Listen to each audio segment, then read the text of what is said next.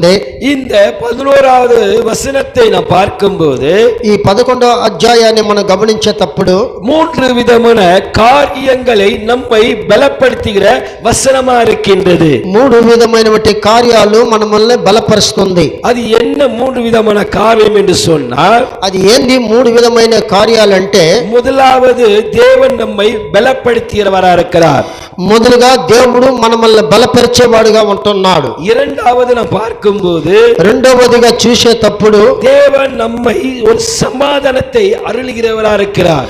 దేవుడు మనకు ఒక సమాధానాన్ని కలుగజేసేవాడుగా ఉన్నాడు. மூன்றாவது நாம் பார்க்கும்போது మూడోది మనం చూసేటప్పుడు தேவன் நம்மை ஆசீர்வதிக்கிறவரா இருக்கிறார். దేవుడు మనల్ని ఆశీర్వదించేవాడుగా ఉన్నాడు. இந்த சங்கீதம் 29:11வது வசனத்தை நாம் பார்க்கும்போது 3 விதமான ஆசீர்வாதத்தை தேவன் நமக்கு தருகிறவரா இருக்கிறார். కీర్తనలు 29